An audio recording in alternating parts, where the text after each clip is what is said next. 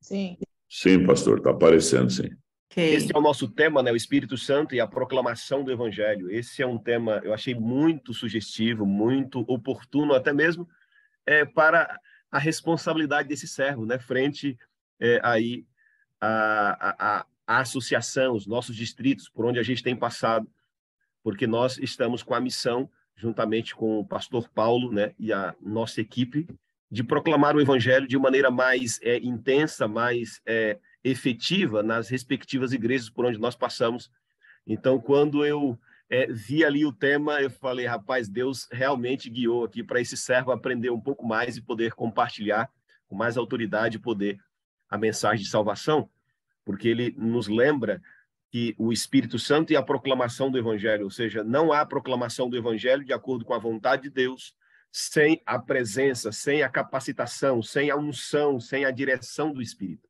Então, este capítulo ele é muito relevante. Eu estive aqui estudando cada texto, cada orientação, cada verso, né? E ele vai trabalhar de maneira muito oportuna, né, a importância do Espírito Santo na pregação, na proclamação, na expansão do reino de Deus. E é por isso que ele começa salientando o Espírito Santo no livro de Atos. Eu achei muito interessante, porque ele vai colocar ali, né, que o quão o Espírito Santo é imprescindível, ele é manifestado no livro de Atos. Alguns dizem que nós podíamos até trocar o nome deste livro, em vez de ser Atos dos Apóstolos, podia ser Atos do Espírito, porque, em grande medida, boa parte das histórias, boa parte das narrativas do livro de Atos é a manifestação do poder do Espírito.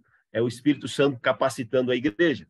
E eu coloquei aqui um texto de Lucas, você pode dizer, mas, pastor, lá diz que é o Espírito Santo sendo manifestado no livro de Atos. Mas por que o senhor colocou um texto de Lucas? É uma curiosidade para você que está conectado conosco, eu não sei se você sabe, mas o livro de Atos e o livro de Lucas, eles foram escritos originalmente em um só volume.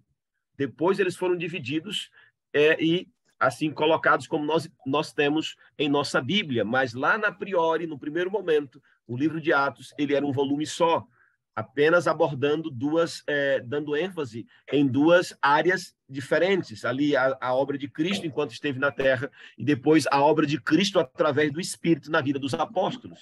Então, você vai perceber essas duas ênfases neste único livro que está dividido na nossa Bíblia em duas partes. O autor é o mesmo. E é por isso que quando Jesus ressuscitou e ele se revelou aos seus apóstolos e passou com eles 40 dias, Jesus disse essas seguintes palavras a eles. E lhes disse, assim está escrito que o Cristo havia de padecer e ressuscitar dentre os mortos no terceiro dia, e que em seu nome se pregasse o arrependimento para a remissão de pecados a todas as nações, começando de Jerusalém. Vós sois testemunha destas coisas, e eis que envio sobre vós a promessa de meu Pai. Permanecei, pois, na cidade, até que do alto sejais revestidos de poder. Esse texto ele é tremendo dentro desse contexto que foi bem colocado no livro, neste capítulo que nós estamos estudando nesta manhã. Por quê? Porque ele vai nos lembrar que o Espírito Santo sempre esteve disponível para aqueles que estavam dispostos a servir e a cumprir com a missão dada por Cristo. A missão dada aos apóstolos por Cristo após a sua ressurreição era proclamar, né, a sua ressurreição, mas, sobretudo, também pregar o arrependimento e a remissão de pecados. E pregar em quais lugares? E ele vai dizer a todas as nações. Mas tinha um ponto de partida, um ponto inicial. E este ponto tinha que ser Jerusalém. Este ponto tinha que ser aquele lugar onde Jesus derramou o seu sangue, onde os últimos atos do plano da salvação foi visto pelas pessoas. Então, eles deviam começar a pregar ali, naquele lugar, onde Cristo foi rejeitado, onde Cristo foi trocado por Barrabás. Mas antes de pregar, antes de anunciar, antes de falar sobre o arrependimento e a remissão de pecados através do sangue do Cordeiro, eles tinham que voltar para Jerusalém. E eles tinham que aguardar a promessa do Pai para que eles pudessem ser revestidos de poder e assim eles pudessem sair para a proclamação do Evangelho.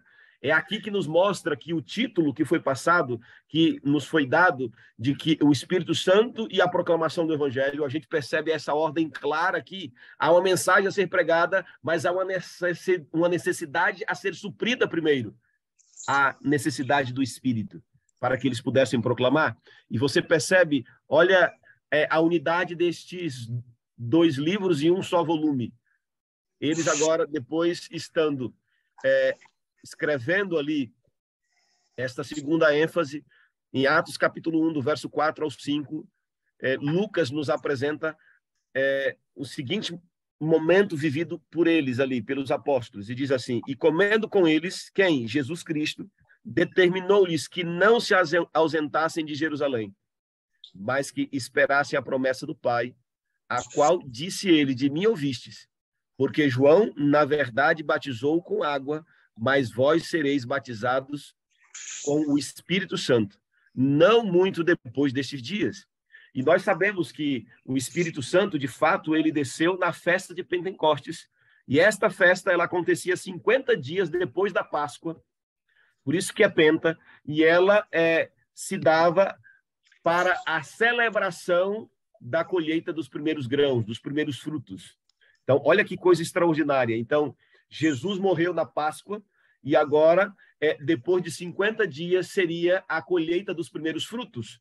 Não apenas a celebração dos primeiros frutos da terra, mas, sobretudo, dos frutos do resultado do trabalho de Cristo e da obra do Espírito atuando no coração deles e preparando os discípulos. E é por isso que você vai ter a festa de Pentecostes, foi o momento no qual a missão mundial da igreja deu início agora através dos apóstolos. Eles ficaram em Jerusalém por 10 dias, clamando o poder do alto, suplicando, tirando as diferenças, se conectando e unindo em propósito, e depois eles receberam o Espírito Santo. E observe que em Atos 1:8 diz assim: mas recebereis poder ao descer sobre vós o Espírito Santo, e sereis minhas testemunhas, tanto em Jerusalém, como em toda a Judéia, Samaria e até os confins da terra. Que, quando nós falamos de proclamação do Evangelho, nós precisamos lembrar que o primeiro campo missionário que temos, a primeira obrigatoriedade que temos de proclamar o Evangelho é em Jerusalém. Jerusalém representava o local onde Cristo foi crucificado, o local onde Jesus pregou ali os maiores e os mais poderosos sermões, mas também o local onde era a base ali da mensagem de salvação, porque onde Jesus se entregou.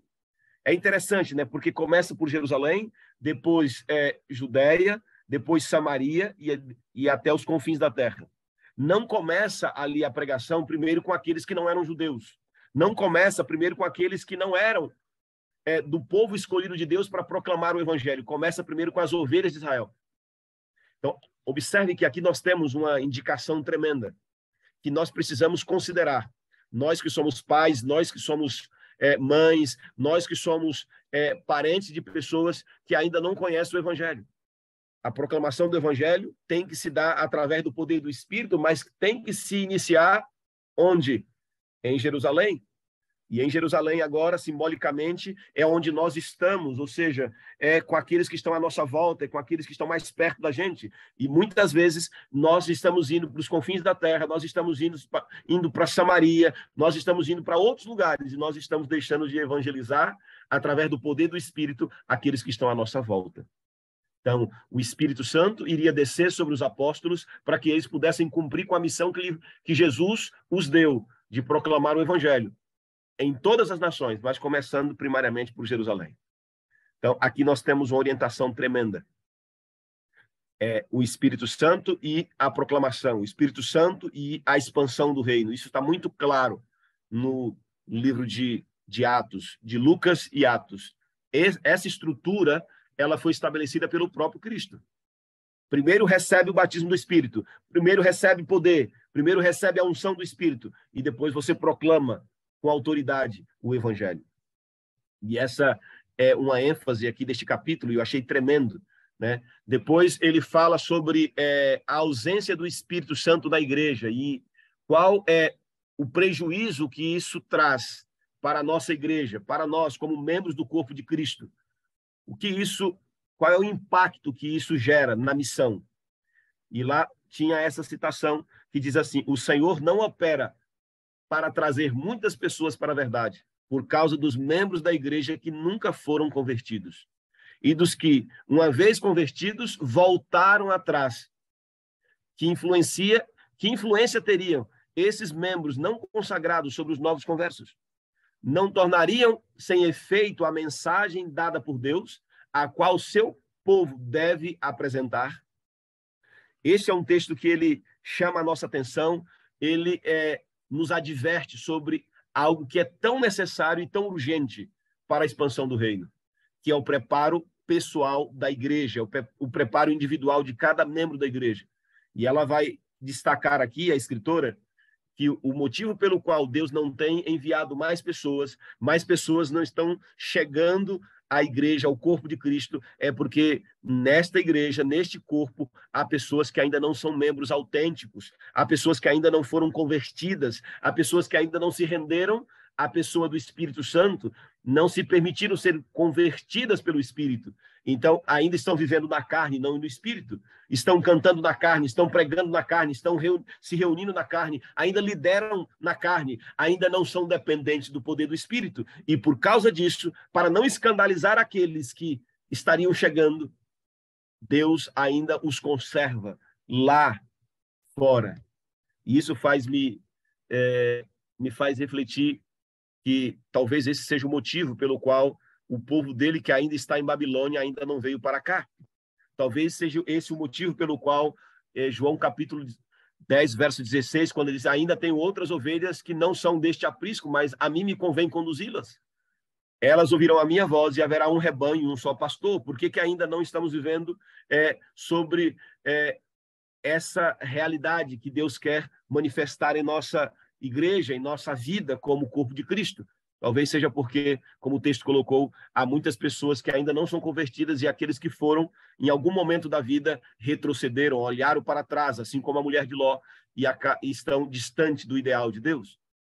E ela ainda avança a um outro texto que eu achei interessante, que vai nos instigar a observar um dos motivos pelos quais ainda há ausência do Espírito na vida do crente de maneira individual.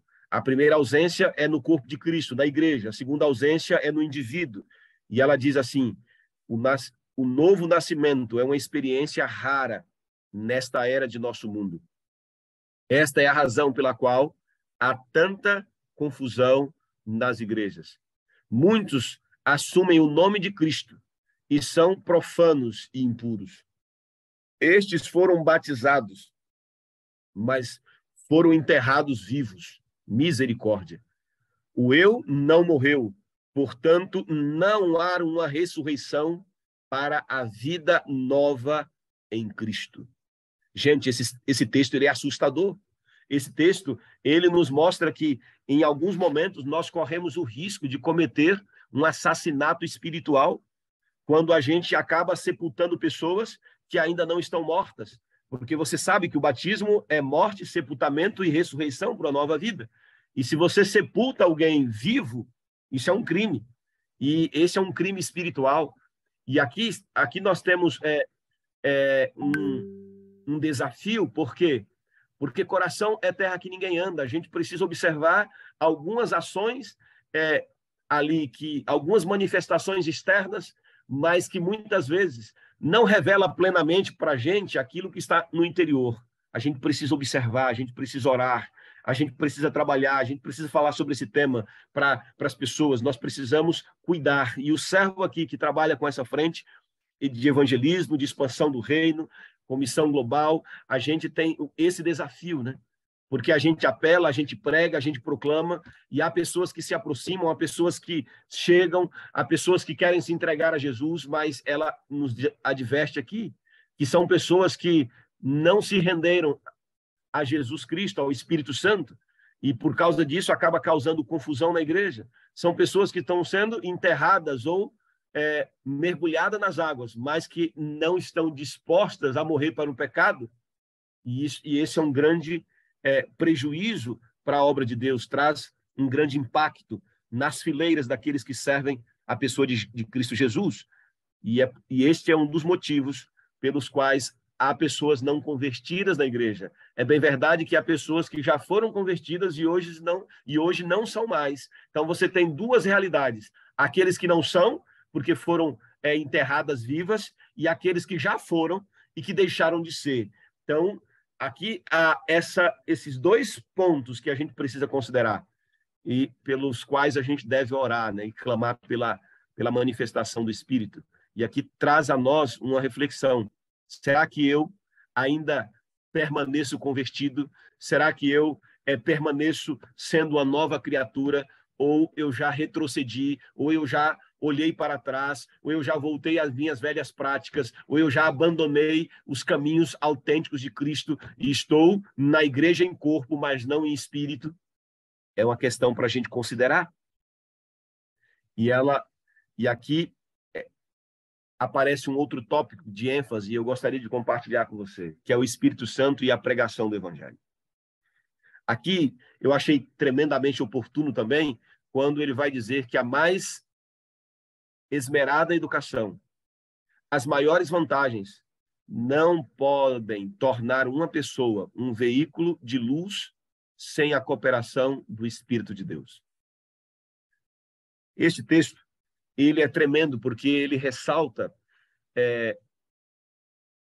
a razão da nossa ineficácia, muitas vezes, na pregação do Evangelho, porque a gente confia demais na nossa capacitação carnal. Nós confiamos demais nas nossas habilidades intelectuais. Nós confiamos demais nos nossos currículos e no nosso conhecimento estrutural da forma de pensamento. Mas nós não dependemos do Espírito.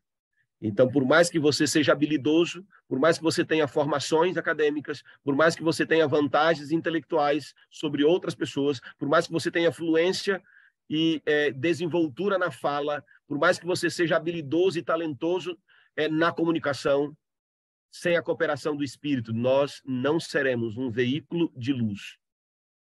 Então, esta proclamação, ela precisa passar pela dependência do Espírito. E eu tomei a liberdade de colocar um texto que não está presente no capítulo, mas que fala sobre a ausência do Espírito e a importância dele dentro do contexto da pregação. Na obra Parábola de Jesus, página 28, Ellen White diz assim: a ausência do Espírito é que torna tão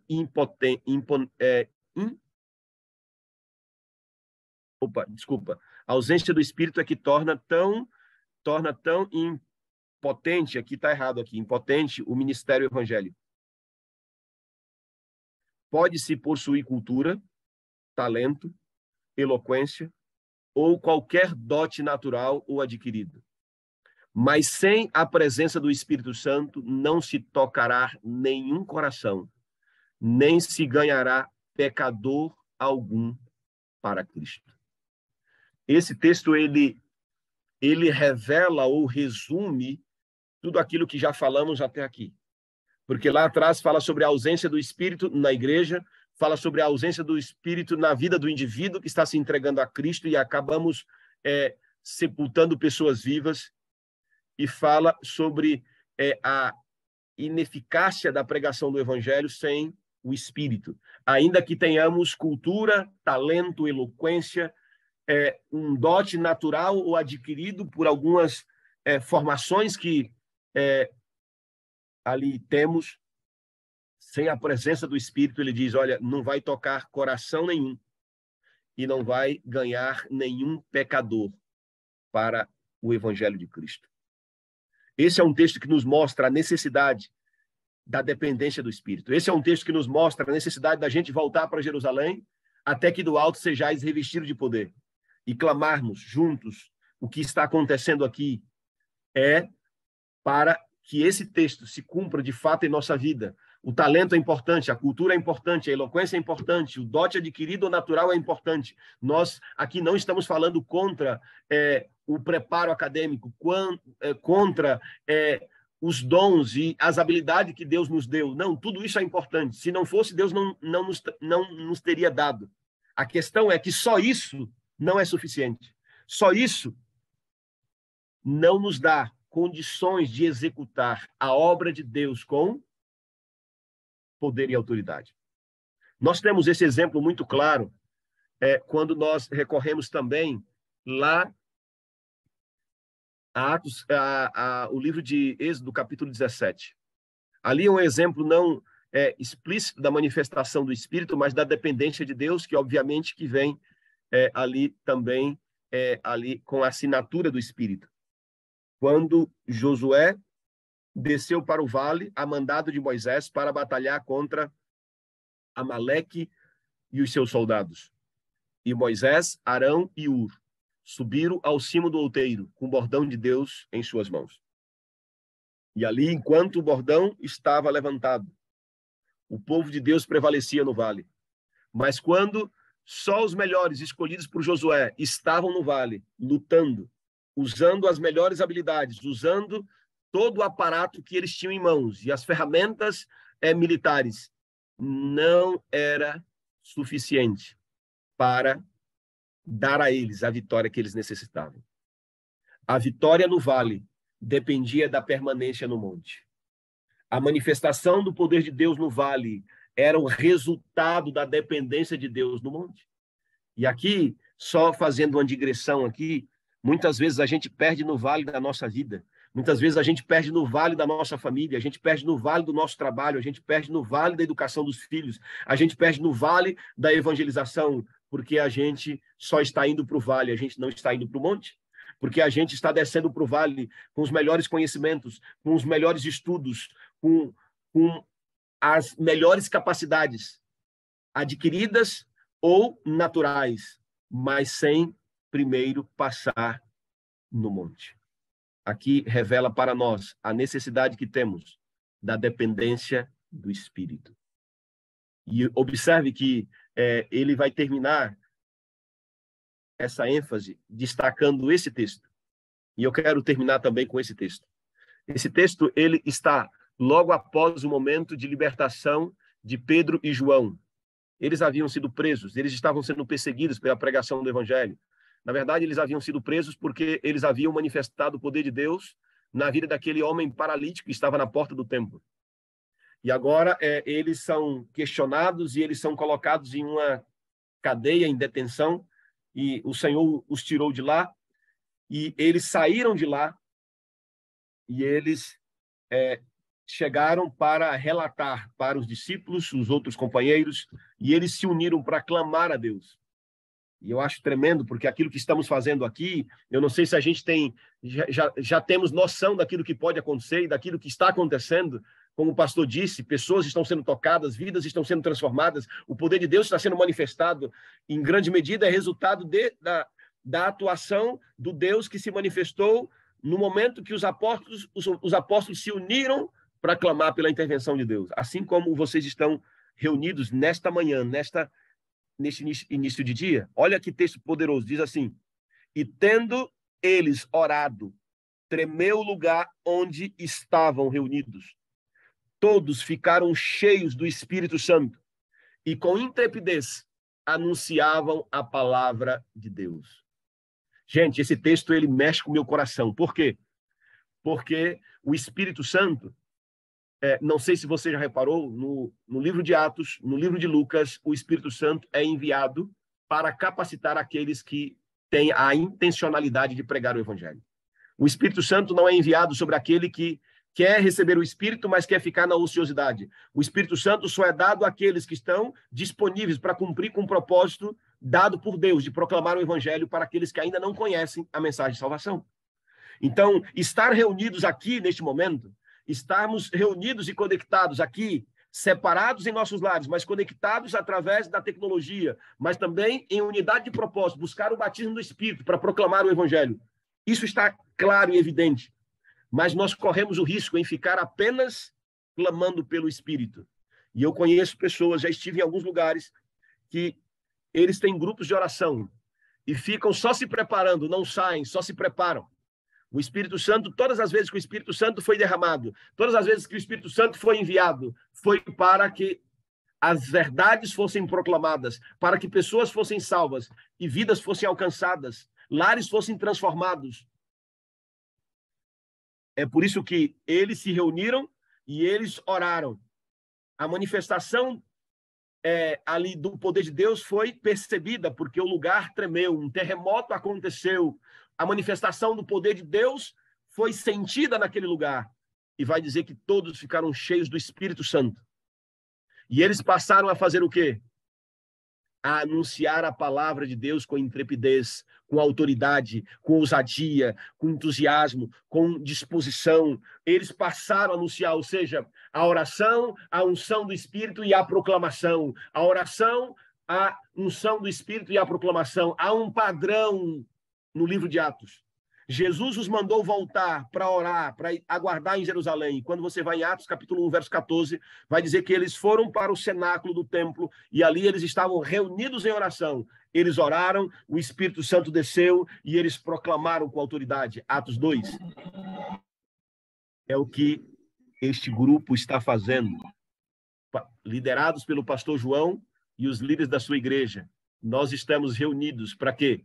Para que nós possamos orar, para que o Espírito Santo possa descer e assim a gente possa proclamar com autoridade e poder as 3 últimas mensagens que nós temos que anunciar em todo o mundo. As 3 mensagens angélicas.